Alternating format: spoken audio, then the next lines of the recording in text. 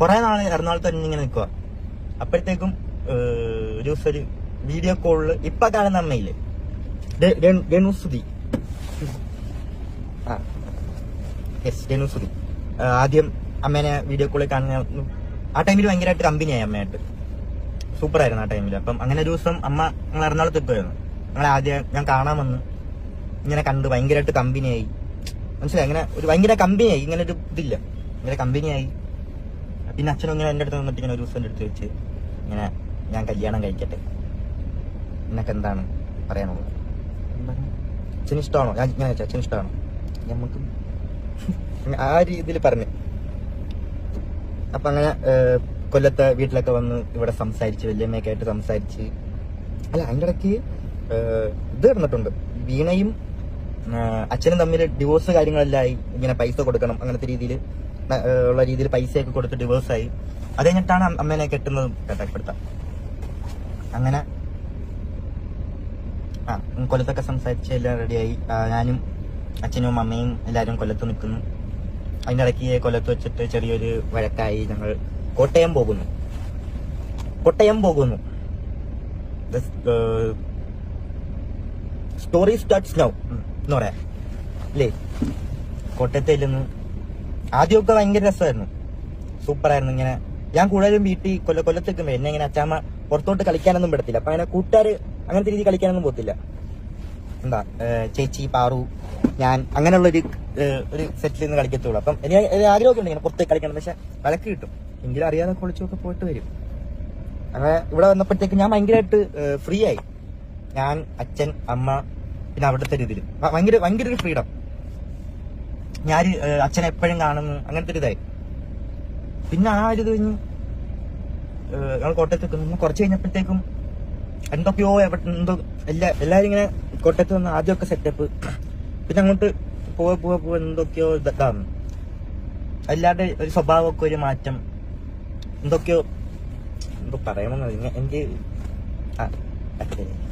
ബാക്കി പറയാം. ഞാൻ ഒരു കമ്പ്യൂട്ടറൊക്കെ എടുത്തൊരു റൂമിനകത്ത് ഇങ്ങനെ അതിനകത്ത് ഗെയിം കളിച്ച് എന്റെ ലൈഫ് മൊത്തം ഒരു ഭയങ്കരമായിട്ട് ഇങ്ങനെ ആവാൻ പറഞ്ഞൊരു കാരണം അതുമല്ല, അതും വേറെയാ. ഇതൊക്കെയാണ് ഇതിന്റെയൊക്കെ ഒരു തുടക്കം. അവിടെ തൊട്ടെന്നാണ് എന്റെ ഒരു തുടക്കം.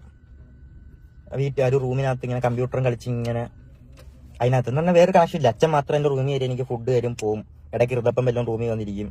ഋതപ്പനെ ഞാൻ പിടിച്ച് മടിയിരുത്തി കീബോർഡിലൊക്കെ ഋതപ്പം കളിച്ചോണ്ട് ഇങ്ങനെ ഇരിക്കും. ഇത് മാത്രമേ ഉള്ളൂ. ഞാൻ ആ റൂമിൽ നിന്ന് പുറത്തിറങ്ങത്തില്ല, ആരുടെ മിണ്ടത്തില്ല. എന്തോ ഒരു ഇതായി അപ്പം മുതൽ. പിന്നെ കൊറോണ വന്നിട്ട് ഋതപ്പനുണ്ട് കേട്ടോ ടൈമിലൊക്കെ. കൊറോണ വന്ന് അതിനിടയ്ക്ക് അച്ഛൻ ഒരു യൂട്യൂബ് ചാനലൊക്കെ തുടങ്ങിയിട്ട് ഒരു വെബ് സീരീസ് ഒക്കെ ചെയ്യാൻ പറഞ്ഞിട്ട് അച്ഛൻ കുറെ ആർട്ടിസ്റ്റുകളൊക്കെ വിളിച്ച്. ആ സമയം ലോക്ക്ഡൌൺ ആയി, ആൾക്കാർ അവിടെയും പെട്ടുപോയി. എന്നിട്ട് അതിന് വേണ്ടിയിട്ട് അവിടുത്തെ ഇതൊക്കെ ചിലവൊക്കെ നോക്കാൻ വേണ്ടിയിട്ട് കുറെ കടമൊക്കെ വാങ്ങി.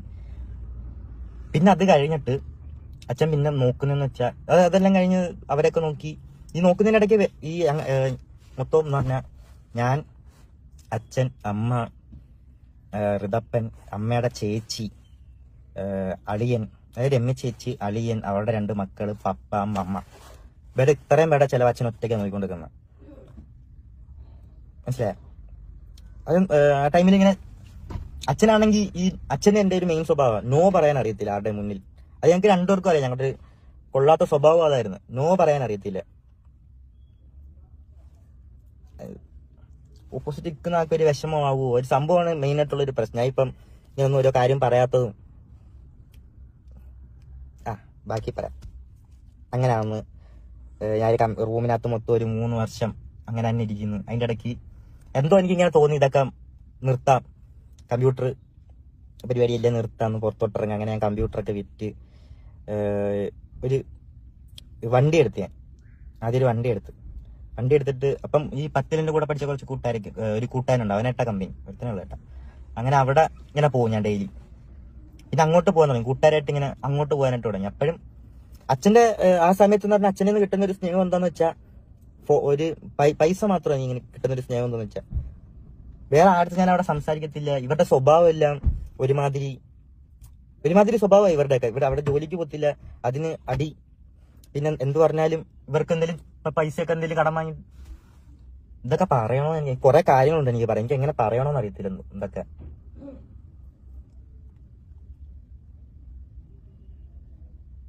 കുറെ ഇതൊക്കെ ഉണ്ടായിരുന്നു. ഇങ്ങനെ പറയണ്ടേന്ന് അറിയത്തില്ല, മനസ്സിൽ എനിക്ക് ഇങ്ങനെ പുറത്ത് കൊണ്ടുവരണമെന്ന് അറിയത്തില്ല. അതൊക്കെ കൊണ്ട് എന്റെ ഒപ്പം എപ്പോഴും ഒരുത്തർ ഇങ്ങനെ കൂടെ എടുത്തുന്ന അവനാകുമ്പം എന്നെ അവന് നല്ലപോലെ അറിയാം ഞാൻ എന്തായിരിക്കും അടുത്ത പറയാൻ വരുന്ന, എന്താ എന്റെ മനസ്സിൽ. അതാ എന്റെ കൂട്ടുകാർക്ക് അങ്ങനെ, എന്റെ കൊല്ലത്തുള്ള കേട്ടാ, കൊല്ലത്തുള്ള കൂട്ടുകാർക്ക് എല്ലാം ഞാൻ എന്താണ് അടുത്ത പറയാൻ പോകുന്നത്, എന്റെ ലൈഫിൽ എന്തൊക്കെ നടന്നിട്ടുണ്ട്, ഇതുവരെ എന്തൊക്കെ നടന്നിട്ടുണ്ട് എല്ലാം അമ്മമാർക്ക് അറിയാം. അതാണ് ഞാൻ അത്ര ധൈര്യത്തോടെ അമ്മമാരെ ഒരു വീഡിയോ ചെയ്യാനാണെങ്കിലും ഇതിന് കാര്യം സംസാരിക്കാനാണെങ്കിലും അമ്മമാരെ ഇരുത്തുന്നത്. എന്നെ കാട്ടി നല്ലല്ലോ അമ്മമാര് സംസാരിക്കും. അതാണ് ഒരു പ്രശ്നം, എനിക്ക് സംസാരിക്കാൻ അറിയത്തില്ല. പിന്നെ എവിടെ നമ്മള് അങ്ങനെ പോകുന്നു, അങ്ങനെ ലൈഫ് അങ്ങനെ കൂട്ടുകാരത്ത് മാത്രം ഒരു കണക്ഷൻ ഇല്ല വീട്ടുകാർ, ഇങ്ങനെ പുറത്തു പോകുന്നു കൂട്ടുകാര് അങ്ങനെ നടക്കുന്നു. മൊത്തത്തിൽ ഒരു റൂമിൽ ഇരുന്നൊരു വട്ടായി പോയിരുന്നു, ആരും ഇല്ല, ഇങ്ങനെ ഗെയിമും കളിച്ചിങ്ങനെ സംസാരിച്ചിങ്ങനെ ഇരിക്കുന്നു. അയാൾക്ക് ഇങ്ങനെ കൂട്ടുകാരൊക്കെ ആയി കുറച്ച് എന്താ പറയണ്ട, കുറച്ച് ബാഡ് ഹാബിറ്റ്സ് ഒക്കെ തുടങ്ങി, കുറച്ച് ഡ്രഗ്സ് ഒക്കെ യൂസ് ചെയ്യാൻ തുടങ്ങി ഞാൻ. പിന്നെ അന്ന് വലിയ ഇതില്ലാതെ അങ്ങനെ വലിയ ഇതൊന്നും ഇല്ല, കുഴപ്പമൊന്നുമില്ല, അങ്ങനെ അത്ര അഡിക്റ്റഡ് ഒന്നും ഇല്ല, ഇങ്ങനെ പൊക്കോണ്ട് വെക്കുന്നു. അതിനിടയ്ക്ക് ഒരു ദിവസം ഒരു ദിവസം ഞാനും അച്ഛനും ഷൂട്ടിനാണേലും ഞാനും അച്ഛനും സംസാരിക്കുന്ന ഭയങ്കരമായിട്ട് എപ്പോഴാന്ന് വെച്ചാൽ ഞാനും അച്ഛനും ഷൂട്ടിന് പോകുമ്പോൾ ഞാനും അച്ഛനും മാത്രമേ ഉള്ളൂ. അപ്പൊ ഞാനും അച്ഛനും ഇങ്ങനെ ഇരുന്ന് സംസാരിക്കും ഓരോ കാര്യങ്ങൾ, ആ കോട്ടയത്തെ ആണെങ്കിലും ഇങ്ങനത്തെ കാര്യങ്ങളും എല്ലാം ഇങ്ങനെ സംസാരിക്കും. അപ്പോഴും ഒരു കാര്യം പറയാൻ വിട്ടു. അപ്പൊ ഇങ്ങനെയൊക്കെ നിൽക്കുന്ന സമയത്ത് ഞാനൊന്ന് കൊല്ലത്ത് ചോദിച്ചായിരുന്നു, വിളിച്ച് ഞാൻ കൊല്ലത്ത് വന്ന് നിൽക്കട്ടെ. അപ്പം അവരങ്ങനെ സമ്മതിച്ചില്ല. അന്നോട്ട് എനിക്ക് പിന്നെ ഭയങ്കരമായിട്ട് ഇങ്ങനെ എനിക്ക്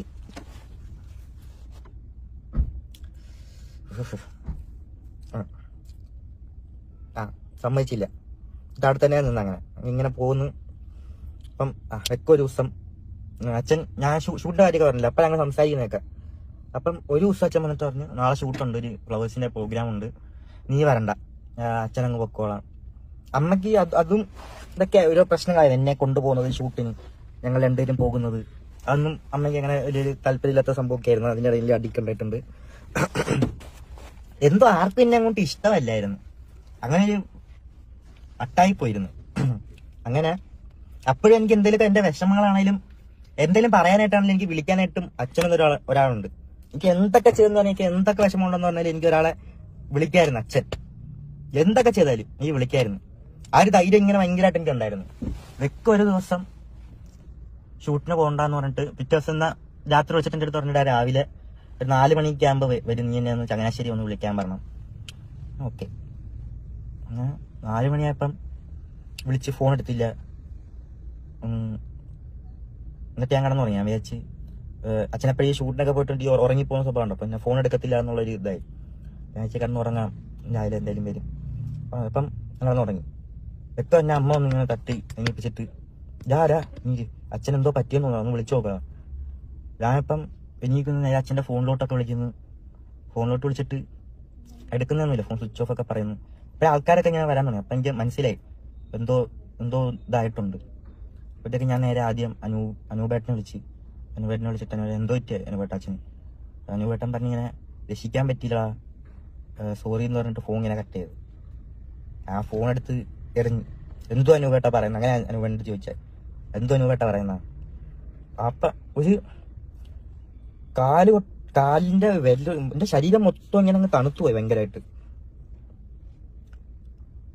എന്തൊക്കെയാ നടക്കുന്ന ആ ടൈമിൽ ഒന്നും അങ്ങോട്ട് അറിയാൻ വയ്യ. എന്തൊക്കെയോ നടക്കുന്നു, ആരൊക്കെയോ വരുന്നു എൻ്റെ അടുത്ത്, എന്തൊക്കെയോ ഒരു സിനിമയിലൊക്കെ നടക്കത്തില്ല അതുപോലെ ഇങ്ങനെ നടക്കുന്നു. ആരൊക്കെയോ വന്നിട്ട് എന്നെ ഒരു വണ്ടിയിൽ കയറ്റി ഇങ്ങനെ കൊണ്ടുവന്നു പൊക്കോണ്ടൊക്കെ. അതിനിടയ്ക്കുള്ള ഒരു ഇത് പറഞ്ഞുതരാം. വണ്ടി പൊക്കോണ്ട് വെക്കുമ്പം ഇവര് നേരെ ഒരു, എനിക്കപ്പോഴും എന്റെ മനസ്സിലെ വിചാരം എന്ന് വെച്ചാൽ രൂപേട്ടൻ വല്ല പ്രാങ്ക് വല്ലതാണോ, അത് എനിക്കങ്ങോട്ട് ഒരു അക്സെപ്റ്റ് ചെയ്യാൻ പറ്റുന്നില്ല. എനിക്ക് അവിടെ ചെന്നാലേ എനിക്ക് ഇനി ഒരു സമാധാനം കിട്ടത്തുള്ളൂ, എനിക്ക് ചെല്ലണം. അപ്പോഴത്തേക്കും കാർ ഇങ്ങനെ പൊക്കോണ്ട് നിൽക്കുന്നിടത്ത് ഇവര് അടിച്ചുപൊളിയാ പോകുന്ന വഴിക്ക്. ഒരു 5 സ്റ്റാർ ഹോട്ടലിൽ ഞാൻ ഇങ്ങനെ ഇരിക്കുക, എന്തോ ചെയ്യണമെന്ന് അറിയത്തില്ല. എനിക്ക് എന്റെ മനസ്സിലെ വരുന്നതെന്ന് വെച്ചാൽ ഞാൻ അങ്ങോട്ട് എന്തോ ചെയ്യും, ഋതപ്പനെ ഞാൻ ഇങ്ങനെ നോക്കും.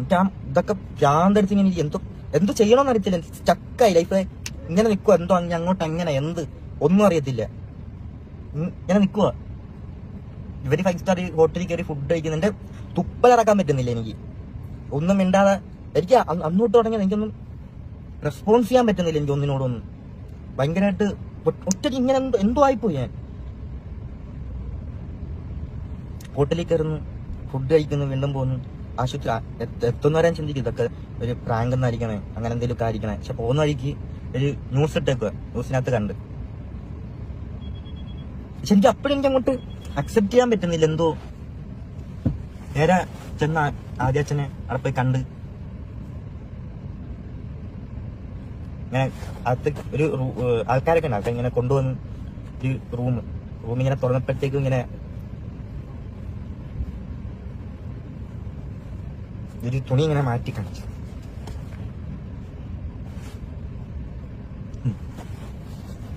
അപ്പം ഇതായി മനസ്സിലായി. എന്നിട്ട്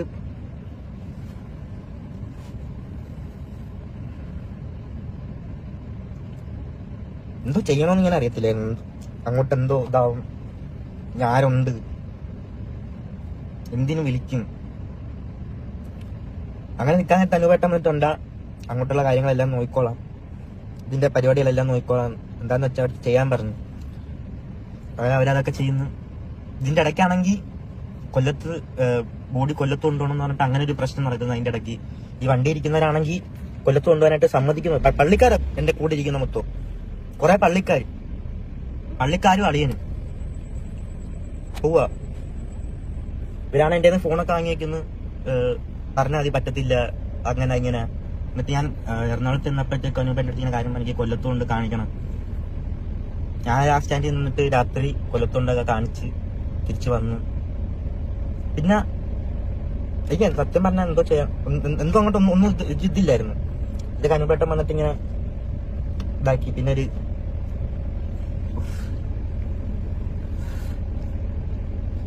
അങ്ങനെ ഇതെല്ലാം പരിപാടിയെല്ലാം സംഭവം എല്ലാം കഴിഞ്ഞു. അപ്പോഴത്തേക്ക് ഈ പള്ളിക്കാരും ഈ പപ്പ അമ്മയുടെ അച്ഛൻ കൂടെ ഒരു ബില്ല് റെഡി ആയിക്കൊണ്ട് എന്റെ കൊണ്ട് തന്നു. 1,80,000 രൂപ അങ്ങാണ്ട് മൊത്തം അച്ഛന്റെ സംഭവങ്ങളെല്ലാം ഇതാക്കിയതിന് 1,80,000 രൂപ ബില്ലെന്ന് പറഞ്ഞിട്ട് എന്റെ കൊണ്ട് തന്നത്. ഫ്ലവേഴ്സാരുടെ കൊടുക്കുന്ന പറഞ്ഞിട്ട് എന്റെ കൊണ്ട് തന്നു. ഞാൻ അപ്പൊ അനൂപന്റെ അടുത്ത് ഇങ്ങനെ വിളിച്ചിട്ട് ഇങ്ങനെ കാര്യം പറഞ്ഞു, ഇങ്ങനെയൊക്കെ പറയുന്ന പനുപേട്ടൻ തന്നെ ഒരു പുള്ളിയും കൂടെ വിടാം, എന്നിട്ട് നീയും ആ ചേട്ടനും കൂടെ പോയി എല്ലായിടത്തും നീ തന്നെ പോയി ബില്ലുണ്ടാക്കി ഇതാക്കാൻ പറഞ്ഞു. അങ്ങനെ ഞാനും നായില വർക്ക് ചെയ്യുന്ന ചേട്ടനും ആ ചേട്ടനും കൂടെ വന്ന് ഞങ്ങള് ഇതൊക്കെ ചെയ്തിട്ടുണ്ട്. അതെല്ലാം അവിടെ ഇവിടെ പോയി എല്ലാവരും ബില്ല് റെഡിയാക്കി. 89,000 രൂപ കാണാൻ മൊത്തം. ഞാൻ ഡയറക്റ്റ് വന്നുകൊണ്ട് എല്ലാവരും ഇങ്ങനെ പൈസയൊക്കെ കുറച്ച് തന്നു. ഇങ്ങനെ മൊത്തം 89,000 കണ്ട് ബില്ലായി. അത് ഞാൻ ഇട്ട് കൊടുത്തു ഫ്ലവേഴ്സ്. അത് അനുപേട്ടനും എല്ലാവരും കൂടെ ചെയ്തതെല്ലാം പൈസ എല്ലാം ക്ലിയർ ചെയ്ത് എല്ലാം കഴിഞ്ഞ് ഒറ്റയ്ക്കായി ഞാൻ. ആ ടൈമിൽ ആദ്യമൊക്കെ അമ്മ എല്ലാവർക്കും ഭയങ്കര സ്നേഹമായിരുന്നു എന്നോട്. ആ ടൈമില് അച്ഛൻ വെച്ച ടൈമിൽ ഞാൻ വെച്ച് ഒരു സ്നേഹം ഇങ്ങനെ കിട്ടുന്നുണ്ട്. എന്താ എല്ലാ കാര്യത്തിനും എന്റെ കൂടെ ഇങ്ങനെ ആൾക്കാരുണ്ട്. പക്ഷെ അത് പിന്നെ കുറച്ച് കഴിഞ്ഞപ്പോഴത്തേക്കും അതും ഇല്ല. എനിക്ക് എന്തോ ചെയ്യണമെന്ന് അറിയത്തില്ല സത്യം പറഞ്ഞാൽ. ഡ്രഗ്സിനോട് ഭയങ്കരമായിട്ട് ഞാൻ അഡിക്റ്റ് ആയിപ്പോയി ആ ടൈമിൽ. എനിക്ക് എന്തോ ചെയ്യാൻ ഒറ്റയ്ക്ക് ഇരുന്ന് കഴിഞ്ഞാൽ അച്ഛനായിട്ട് ഞാൻ കുറച്ച് ഇങ്ങനെ പണ്ട് അടിയൊക്കെ ഉണ്ടാക്കി. എനിക്ക് അതൊക്കെയായിരുന്നു എന്റെ ഒരു ടൈമില് കണ്ണടയ്ക്കാൻ. എനിക്ക് രാത്രി ഉറക്കമില്ല. എനിക്ക് ഇങ്ങനെ തന്നെ ഇരിക്കും. കണ്ണടച്ചു കഴിഞ്ഞാൽ അച്ഛന്റെ മോഹൊക്കെയായിരുന്നു. എങ്ങനെ ഞാൻ ഇത് എനിക്കാണെങ്കിൽ അവിടെ ഒട്ടും പറ്റുന്നുമില്ല. ഞാൻ ഇങ്ങനെ ഒറ്റയ്ക്ക് ഇങ്ങനെ ഒരു പോകുന്നു. രാവിലെ എണീറ്റ് കഴിഞ്ഞാൽ ഞാൻ +2 ഇതായിട്ട് പഠിക്കുക, ഓപ്പൺ കോഴ്സ് എടുത്ത്. +2 ഒക്കെ ആ ടൈമിൽ നിർത്തിയത്. എന്നിട്ട് ഞാൻ ഓപ്പൺ കോഴ്സ് എടുത്ത് വീണ്ടും +2 പഠിക്കും. ക്ലാസ് കഴിഞ്ഞ് കഴിഞ്ഞാൽ എന്നെ ഒന്ന് ഫോൺ വിളിക്കാനോ എന്റെ കാര്യങ്ങളൊന്നും ചോദിക്കാനോ നീ എവിടാ കഴിച്ചാ ഒന്നിനും എന്നെ ഒരു നിയന്ത്രിക്കാനായിട്ട് ആരുമില്ല. ഇങ്ങനെ നടക്കുവോ ഞാൻ. പോകുന്നു, രാത്രി 3 മണിയൊക്കെ ആകുമ്പോ വരും. ഇങ്ങനെ തന്നെ എന്തോ ഒരിടത്ത് സംസാരിക്കണമെന്ന് ഇങ്ങനെ അറിയത്തില്ല. ഞാൻ ഒറ്റയ്ക്കൊരു മുറിയിൽ ഇങ്ങനെ ഇരുന്നു. അങ്ങനെ അറിയത്തില്ല ആ സമയത്ത്. എല്ലാവരുടെ ലൈഫിൽ ഒരു ബാഡ് ടൈം ഉണ്ടോന്ന് അറിയത്തില്ലേ. പക്ഷെ ആ ബാഡ് ടൈം ഞാൻ മനസ്സിലാക്കിയിട്ടുണ്ട് കേട്ടോ. ബാക്കി പറഞ്ഞുതരാം. അങ്ങനെ നിൽക്കാൻ നേരത്തെ എനിക്ക് അപ്പോഴും ഒന്ന് ഇടയ്ക്ക് ഞാൻ അച്ഛന്റെ എന്തോ ഈ സംഭവമൊക്കെ ചെയ്യാനായിട്ട് കൊല്ലത്ത് പോയപ്പോഴത്തേക്കും അവരെയൊക്കെ എനിക്ക് ഭയങ്കരമായിട്ട് ഇതാവുന്നു. അവരുടെ ആ സ്നേഹം കണ്ടിട്ട് ഭയങ്കരമായിട്ട് മിസ് ചെയ്യുന്നു. അവിടെ ആണെങ്കിൽ കുഞ്ഞിലോട്ട് അവിടെ അല്ലേ നിന്നിട്ടുള്ളതും. എനിക്കാണെങ്കിൽ അന്ന് അങ്ങനെ പറഞ്ഞിട്ട് എനിക്ക് ഇവരോട് ഇവിടെ നിന്ന് പഠിച്ചോട്ടെ എന്ന് ചോദിക്കാൻ ഒരു പേടി. ആ സമയത്ത് എല്ലാത്തിനോടും ഒരു പേടി. എനിക്ക് എന്റെ ഒരു വിഷമോ കാര്യങ്ങളോ ആരും ഇല്ല എനിക്കൊന്നും പറയാനായിട്ട് സത്യം പറഞ്ഞ. ഞാൻ ആ ഒരു സമയത്തൊരു പ്രശ്നം ഇതൊക്കെ എനിക്കൊന്ന് ഒറ്റയ്ക്ക് ഇരുന്ന് ആ സമയത്ത് ഒരു ഇതൊക്കെ കിട്ടുന്നെന്ന് പറഞ്ഞ് ഇങ്ങനത്തെ ഓരോ കാര്യങ്ങളൊക്കെ അറിയാനും നല്ല സ്വഭാവം അല്ലാതെ പക്ഷെ ഞാൻ മനസ്സിലാക്കി. എന്നിട്ട് ഞാൻ ആ ടൈമിൽ എന്തൊരു ജോലി ഈ റബ്ബറിന്റെ ഒരു ജോലിക്ക് ഞാൻ ഇങ്ങനെ പോയായിരുന്നു. ഒരു കൂട്ടാന്റെ വഴിയിൽ ഇങ്ങനെ അവിടെ വെച്ചിട്ട് വല്യമ്മ രാത്രി ഇങ്ങനെ വീഡിയോ കോൾ ചെയ്തപ്പോൾ അങ്ങനെ ജോലി ചെയ്യുന്നുണ്ട്. അങ്ങനെ വല്യമ്മ അതൊക്കെ കണ്ടിട്ട് കരച്ചിലൊക്കെ ആയി. അങ്ങനെ വല്യമ്മ എൻ്റെ അടുത്ത് പറഞ്ഞെങ്കിൽ കൊല്ലത്ത് വന്ന് അവിടെ നിന്ന് ഇതാക്കി അങ്ങനത്തെ ഒരു ഇതായി. ഞാൻ കൊല്ലത്ത് വന്നു. ഞാൻ അവിടെ ഞാൻ പറഞ്ഞു എനിക്ക് കൊല്ലത്ത് നിന്ന് പഠിക്കാന്ന് പറഞ്ഞിട്ട് അവരൊന്നും ഒന്നും പറഞ്ഞൊന്നുമില്ല എൻ്റെ അടുത്ത്. സംസാരിക്കാറില്ല അങ്ങോട്ടും ഇങ്ങോട്ടും. ഞാൻ എന്റെ ഒരു ഇതിന് നടക്കുന്നു. ഇതിന്റെ ഇടയ്ക്ക് വീടിന്റെ എന്റെ അടുത്ത് വന്ന് ഇങ്ങനെ ചോദിച്ച് ഫ്ലവേഴ്സിലെ മായിലായിരിച്ചേട്ടൻ ചോദിച്ച് നിനക്കും ഋതപ്പന്റെ പേരിലും കൂടെ ഒരു വീട് വെച്ചേരാം, നിനക്ക് എവിടെ വേണം വീടെന്ന് ചോദിച്ചു. ഞാൻ ആ ടൈമിൽ അവരുടെ ഒരു സ്നേഹമൊക്കെ ഒരു ഇതൊക്കെ കണ്ടിട്ട് ഋതപ്പന്റെ കാര്യം ഓർത്ത് എന്റെ മനസ്സിൽ ഇതായിരുന്നു പ്ലാൻ. ഒരു എന്തെങ്കിലുമൊക്കെ പഠിക്കാന്നുള്ള രീതിയിലെല്ലാം മാറി നിൽക്കാൻ എനിക്ക് ഇവിടെ പറ്റത്തില്ല. എനിക്ക് അവിടെ നിൽക്കാൻ ഒട്ടും പറ്റത്തില്ല. അച്ഛനില്ലാതെ ഒട്ടും പറ്റത്തില്ല. ഒരു എന്താ പറയണ്ടേ ഇതൊന്നും ഇതാ എന്റെ ഒരു അനുഭവിച്ചു കഴിഞ്ഞാൽ മനസ്സിലാവും എന്ത് സംഭവം. എനിക്ക് എങ്ങനെ പറയണം എന്നറിയത്തില്ല. ഞാൻ കൊല്ലത്ത് വന്നപ്പോഴത്തേക്ക് ഞാൻ ഈ പരിപാടി എല്ലാം ഞാൻ നിർത്തി. മനസ്സിലായോ? കൊല്ലത്ത് നിന്ന് എനിക്കൊരു 3 കൂട്ടുകാരെ കിട്ടി. പണ്ടോട്ടുള്ള കൂട്ടുകാരാ. എന്റെ കുഞ്ഞിലോട്ട് ഞാൻ കൊല്ലത്ത് പഠിച്ചോണ്ടിരുന്നപ്പം ഉള്ള കമ്പനിയാ. അവരുടെ പേര് എനിക്ക് ഒരിക്കലും പറയാതിരിക്കാൻ പറ്റത്തില്ല. ഹാഫിസ്, സെയ്ദ് അലി, ആഷിഖ്.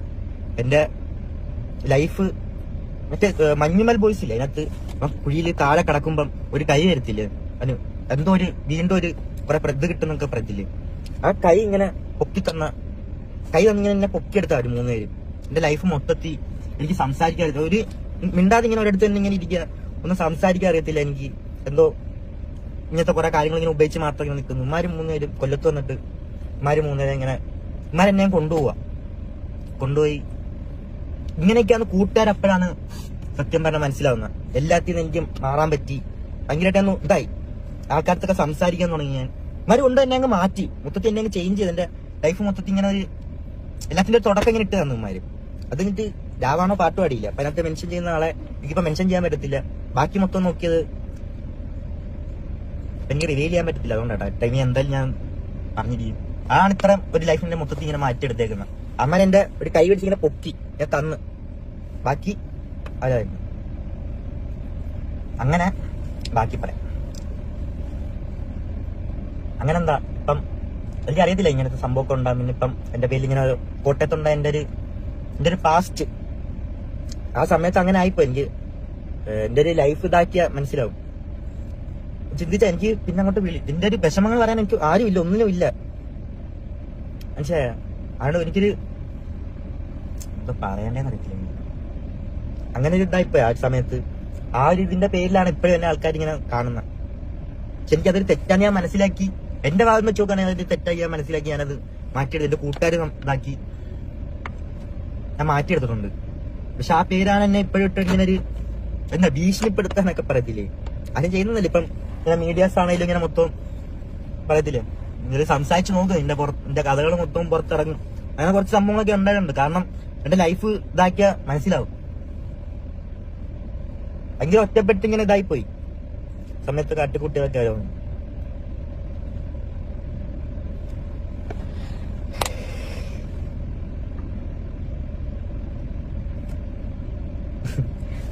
അങ്ങനെയൊക്കെ ഇവര് വന്ന് ഇവിടെ വന്ന് ഓക്കെ ആയി ഇങ്ങനെ പോകുന്നു. എന്താവും അങ്ങോട്ട്, എന്തൊക്കെയാണ് ഇനി അങ്ങോട്ട് ഒന്നും അറിയില്ല. ഇതൊക്കെ എന്താ ഒരു ചോദ്യം എന്തായാലും വരും. ഇതൊക്കെ നിനക്ക് എപ്പോഴാണോ പറയാണ്ടെങ്കിൽ ബ്രോ ഞാൻ എന്തൊക്കെ പറയാം. എനിക്ക് സംസാരിക്കാൻ ഞാൻ ഒരു റൂമിൽ മാത്രം ഇങ്ങനെ എനിക്ക് അറിയത്തില്ല, ഇങ്ങനെയൊക്കെ ആയിപ്പോയി. എന്തോ ഇപ്പൊ പറയാനൊക്കെ തോന്നി ഇങ്ങനത്തെ കാര്യങ്ങൾ. എന്റെ ലൈഫ് സ്റ്റോറി എനിക്ക് ഇങ്ങനെ പറയണമെന്നുണ്ടായിരുന്നു. ഇതൊക്കെ കേട്ടിട്ട് ചിലവർക്ക് എന്നോട് എന്താണ് ഒരു ഇഷ്ടമൊക്കെ കുറയാൻ പോവാം. എന്നെ സപ്പോർട്ട് ചെയ്യുന്നവർ എപ്പോഴും ഇതുപോലെ സപ്പോർട്ട് ചെയ്യാൻ. എന്താവുന്ന അറിയത്തില്ല അങ്ങോട്ട്. എന്തായാലും നോക്കാം. ഇപ്പൊ ഓക്കെയാണ്, ഒരു കാര്യമില്ല. ഞാൻ കൊല്ലത്ത് ഹാപ്പി ആയിട്ട് ഇപ്പൊ പോവാ. പിന്നെ അമ്മയുടെ കാര്യം ഇപ്പൊ നോക്കുകയാണെങ്കിൽ അമ്മ അങ്ങനെ പോകുന്നത് എനിക്ക് എന്താ ഞാൻ ഇപ്പൊ മനസ്സിലായി. ആ ഒരു കണക്ഷനാണ് ഞങ്ങള്. അമ്മ വിളിക്കുന്ന വെച്ചാൽ അമ്മ എന്തെങ്കിലും അമ്മയുടെ കാര്യത്തിന് എന്തെങ്കിലുമൊക്കെ ഒരു കണക്ഷൻ ഇല്ല അങ്ങനെ ഞങ്ങൾ തമ്മില്. എന്തെങ്കിലും ഒരു ആവശ്യം അങ്ങനത്തെ ഒരു ഇത് മാത്രമേ ഉള്ളൂ.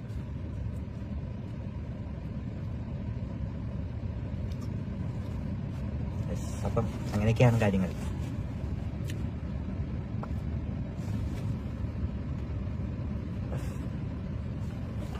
എനിക്ക് എന്തൊക്കെയോ കാര്യങ്ങൾ കുറെ കാര്യങ്ങൾ പറയാൻ വിട്ടിട്ടുണ്ട്. എനിക്കിങ്ങനെ പറഞ്ഞില്ല, ഇങ്ങനെ ഓർമ്മ വരുന്ന ഓരോ കാര്യങ്ങളൊക്കെ ഞാൻ ഇങ്ങനെ പറയുന്നതേ ഉള്ളൂ.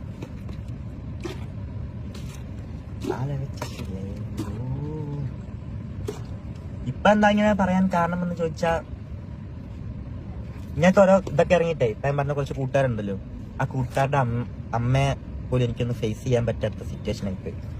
അവരും എല്ലാരും ഇപ്പൊ എന്നെ അങ്ങനെ ഒരു ചെറുക്കൻ അങ്ങനത്തെ രീതി കാണണമെന്ന് അതൊക്കെ ഒരു ഫീൽ ആവുന്നു ഭയങ്കരമായിട്ട്. ഇതൊക്കെ കൊണ്ട് പറയാന്ന് വിചാരിച്ച്. ഇതൊക്കെയാണ് എന്റെ ലൈഫ് സ്റ്റോറി. എന്താണേലും നോക്കാം. ഇപ്പം ഇത്രയൊക്കെ ആയില്ലേ, ഇത്രയൊക്കെ അനുഭവിച്ചില്ല, ഇത്രയൊക്കെ കാര്യങ്ങൾ പഠിച്ചില്ല. ഇനി എന്നെ കൊണ്ട് പറ്റും, ഞാൻ ഒറ്റയ്ക്ക്. അപ്പം ഈ വീഡിയോ കണ്ടിട്ട് എന്താന്ന് വെച്ചാൽ നിങ്ങൾ തന്നെ ഇതാക്കുക. എനിക്ക് തോന്നുന്നുണ്ട് ഞാൻ മൊത്തം പറഞ്ഞിട്ടില്ല, ഒരു 20% എന്നെ കൊണ്ട് പറയാൻ പറ്റിയിട്ടുള്ളൂ.